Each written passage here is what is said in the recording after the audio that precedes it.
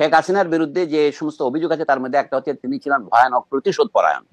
আল্লাহ মালুম সত্য কোনটা আমি জানি না, তবে আমার মনে হয় বাংলাদেশের জনগণ শেখ হাসিনার মতো প্রতিশোধ পরায়ণ নন। শেখ হাসিনার প্রধান সমস্যা হচ্ছে তিনি লেখাপড়া জানতেন না, আমি দুঃখের সাথে বলছি।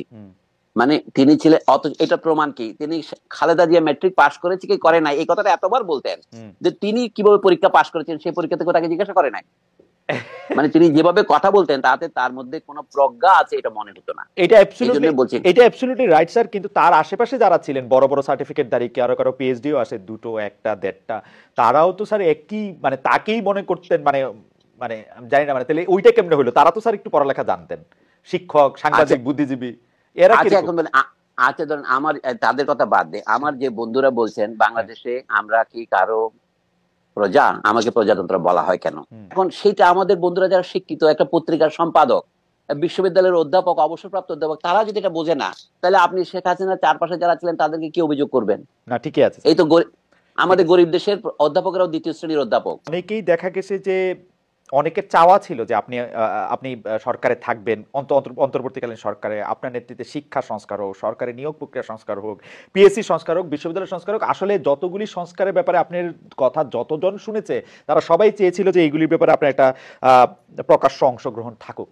এইটি কি মানে এটি নিয়ে আপনি কিছু বলবেন কিনা, যে জনগণও এটা আসলে খুব জানতে চাচ্ছে যে আপনি আমাকে অনুষ্ঠান শুরুর আগে বলছিলেন স্যার, অনুষ্ঠান আগে বলছিলেন যে আমি এত এত এত এত ফোনের মধ্যে কি দেখি এটা লোকে বলে, আমি দেখছিলাম যে লোকে কি বলে, লোকের মধ্যে একটা বড় অংশ এটি বলছেন যে আপনাকে আসলে সরকারে দেখা গেল না কেন, নিলেন না কেন, থাকলেন না কেন, এরকম একটা প্রশ্ন স্যার। আচ্ছা, এখনকার যে সরকার এটা হচ্ছে আপদকালীন সরকার, আমরা অন্তর্বর্তীকালীন বলি আর কি, তাই না? এখন এখানে প্রধান ব্যক্তি হচ্ছেন ডক্টর মোহাম্মদ ইউনূস, যার খ্যাতি জাতীয় সীমানার বাইরে ছড়িয়েছে।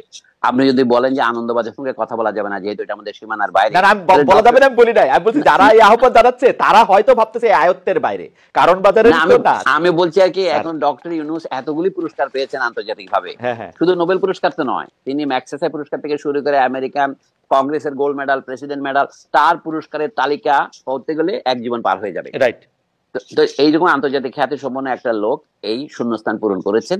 এখন তিনি যখন প্রধান উপদেষ্টা, আমাদের দেশে আপনি জানেন প্রধানমন্ত্রী যেমন তার মন্ত্রীদের নির্বাচন করেন, তিনি তার উপদেষ্টাদের নির্বাচন করবেন, এটা তার এখতিয়ার, তাই না? তো এখন কথা হচ্ছে জাতির সেবা করার জন্য তিনি যাদেরকে যোগ্য মনে করছেন তাদের নিয়েছেন, তাতে আমাদের আপত্তি করার কিছু থাকতে পারে না।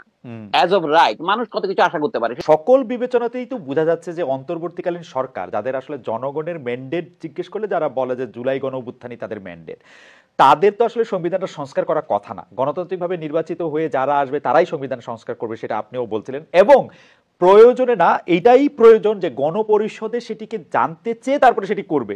সেই ক্ষেত্রে এই সরকার আসলে সংবিধান সংস্কারের দায়িত্বটা নিল কেন নিজের হাতে? এবং জিজ্ঞেস করলে তারা খুব ক্ষেপে যায় স্যার। তারা বলে তো জুলাইতে আন্দোলন কি হয়েছে এক স্বৈরাচারকে বাদ দিয়ে আরেক স্বৈরাচারকে আনার জন্য, তাহলে তো বিএনপিকে আনার জন্য আপনি পাগল হয়ে গেছেন, এগুলি কথাবার্তা শুনতে হয় স্যার। তারা এই সংস্কার না না, আমি এই সমস্ত অনির্ধারিত কথা নিয়ে মন্তব্য করবো না। আমি শুধু দুটো উদাহরণ দিই আপনাকে। পৃথিবীর যে সমস্ত দেশে বড় বড় বিপ্লব হয়েছে, ইংল্যান্ডে হয়েছে, এর আগে নেদারল্যান্ডসে হয়েছে, এরপরে ফ্রান্সে হয়েছে, রাশিয়া হয়েছে, চীনে হয়েছে, আর ছোটগুলি বাদ দিচ্ছি আমি। এইগুলিতে হচ্ছে কি, যেমন রাশিয়ার উদাহরণটাই দেন, যেটাকে আমরা বলেছি সমাজতান্ত্রিক বিপ্লব, তার আগে এটা গণতান্ত্রিক বিপ্লব সেখানে হয়েছিল। যারকে যখন ক্ষমতাচ্যুত করা হয় 1917 সালের ফেব্রুয়ারি মাসে, তখন একটা অস্থায়ী সরকার হয়েছিল কেরেনস্কি নামক এক ভদ্রলোকের নেতৃত্বে। 8 মাসের মধ্যে অক্টোবর মাসে, রাশিয়ার অক্টোবর মানে আমাদের নভেম্বর মাসে আবার বিপ্লব হয়ে যারা ক্ষমতা গ্রহণ করে, তারা কিভাবে সংবিধান প্রণয়ন করেছিল, তাদের দায় ক্ষমতা গ্রহণ করেছে, এটা বাস্তব সত্য।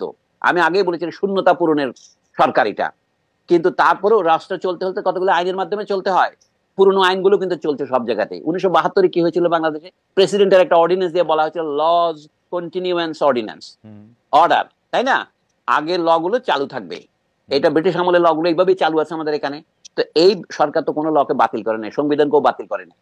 শুধুমাত্র সংবিধানের অধীনে যে নির্বাচন হয়েছিল সেই নির্বাচন, 3টা নির্বাচনই ছিল ভুয়া নির্বাচন, সুতরাং সেই নির্বাচনগুলি ছিল অবৈধ। সেই ক্ষেত্রে আমার মনে দাবি করা উচিত, আমি দুটো কথা বলে শেষ করি, সংবিধানের চেয়ে গুরুত্বপূর্ণ হচ্ছে দেশের যে বিপুল পরিমাণ সম্পদ বিদেশে পাচার হয়েছে সেটা ফিরিয়ে আনা, এবং যে সমস্ত অবৈধ এবং অসম চুক্তি হয়েছে, সেটা হতে পারে ভারতের সাথে, সেটা হতে পারে আমেরিকার সাথে, সেটা হতে পারে চীনের সাথে, সেই সবগুলো বাতিল করার এখতিয়ার বর্তমান সরকারের আছে।